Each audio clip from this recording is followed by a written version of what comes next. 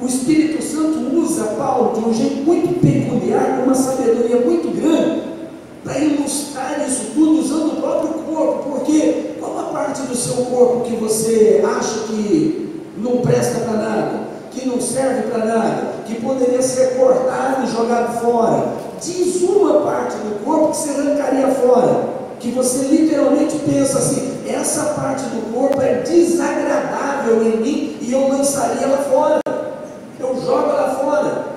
Fala para mim se tem no seu corpo uma parte que você desprezaria a esse ponto de cortar fora e jogar fora e desprezar ela. Porque o apóstolo nos ensina que mesmo as partes que do nosso ponto de vista parecem ser partes do corpo que nós usamos muito pouco, ou aquelas que a gente considera que não são as partes do corpo que deveriam estar à mostra, nós damos honra a essas partes, nós consideramos importantes essas partes do corpo. Quem em sã consciência cortaria parte do seu corpo para jogar fora? Presta atenção, em sã consciência, porque a gente está vivendo um tempo onde pessoas que não têm uma sã consciência têm feito coisas do tipo. Mas uma pessoa em sã consciência arrancar parte do seu corpo e jogar fora, isso não acontece. A questão é que a gente ainda não entendeu que na igreja de Jesus todas as pessoas são importantes. E se elas são importantes, nós deveríamos tratá-las de que maneira? Porque para nós pode parecer que elas não têm importância, mas a questão é que não é o nosso corpo que está em questão, é o corpo de Cristo. E aí eu fico pensando assim, vamos tentar pensar como Cristo, e olhar só para dentro da nossa igreja, e vamos resumir ainda, só para os que estão aqui hoje. Alguém pode pensar assim: graças a Deus, aquela pessoa não veio, então eu fico mais... Não, mas vamos pensar na igreja. Qual pessoa você desprezaria? E que para você não faria a menor diferença se ela não estivesse aqui? Não teria a menor importância se ela não estivesse aqui? Qual pessoa, do seu ponto de vista, você desprezaria? Escute o que eu vou dizer: no momento que você achar uma pessoa, você também vai ser desprezado por aquele que é o dono do corpo. No momento que você achar uma pessoa que você diria assim: essa não serve para o corpo, você já se torna insignificante para esse mesmo corpo. Então, antes que você localize uma, eu preciso te dar essa informação. Agora eu gostaria que você procurasse alguém que, do seu ponto de vista, não deveria fazer parte do corpo. Vê se você acha um aí. Assim fica difícil, né, pastor? Se amarra a nossa mão, aí a gente não pode, nem eu queria falar uns nomes dele, mas agora eu já não posso mais, porque se eu comprometer essa pessoa, eu me comprometo também. A questão é que, escute, nós não falamos o nome, mas nós excluímos ela. Nós não falamos o nome, mas nós excluímos ela. Porque nós, escute, nós somos seletivos. Nós gostamos de gente que pensa como a gente. A gente quer se juntar com pessoas que tenham as mesmas ideias. Aí eu fico pensando assim: e quais são as fontes dessas ideias? Porque eu posso discordar de você sobre muitas coisas no plano natural, mas vamos pensar que o plano natural, ele não é importante para nós. Porque o importante para nós, o que nos liga, o que nos une, o que nos aproxima, não são as coisas naturais. O que nos liga, o que nos une, deve ser as coisas espirituais. Daí, se eu e você discordamos das coisas espirituais, a questão é quem está certo e quem está errado, porque alguém está indo pelo caminho errado.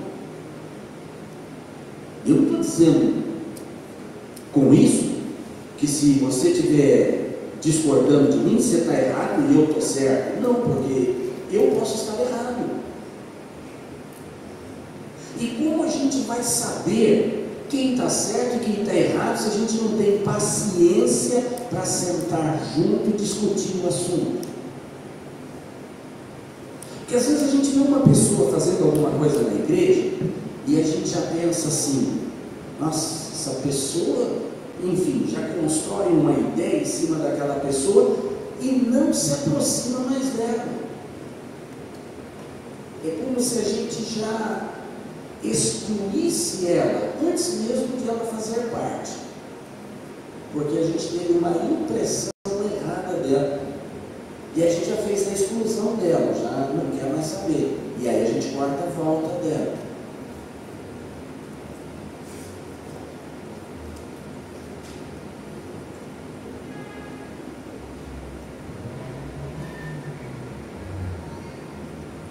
Essa é a típica palavra que incomoda a gente.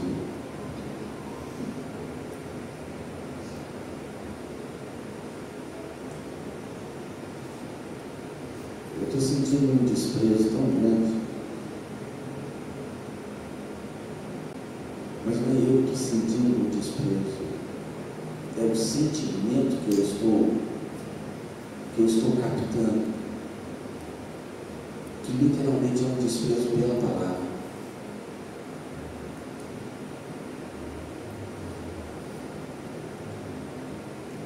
Eu queria muito pregar uma palavra que fosse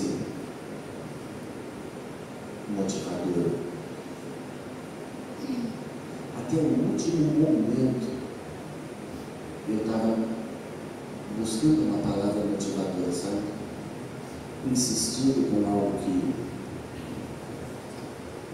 Mas Deus disse: é isso que eles estão precisando ouvir. Porque está muito perto o dia em que eu vou vir buscar em minha igreja.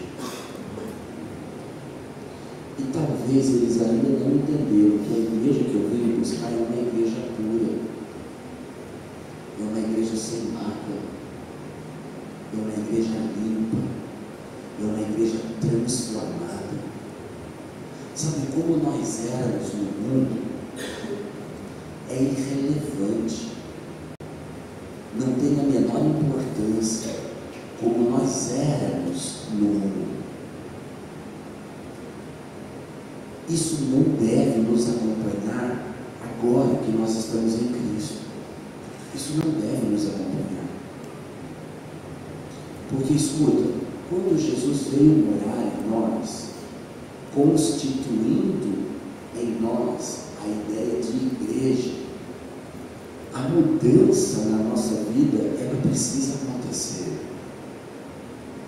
A mudança precisa acontecer. Sabe, às vezes a gente se recusa a conversar com as pessoas porque a gente acha que elas não têm o mesmo pensamento nosso. Estou voltando atrás em alguma coisa aqui. E aí a gente se recusa a abrir um espaço de aproximação daquela pessoa. E o que eu literalmente tenho sentido da parte de Deus é que nós precisamos aprender a lidar com as pessoas que a gente considera menores.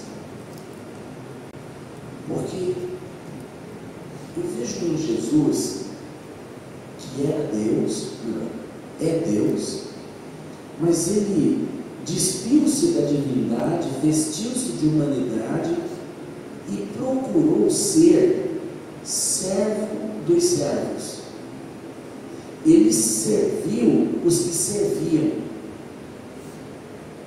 Ele foi ao encontro dos mais frágeis, dos mais fracos, dos improváveis.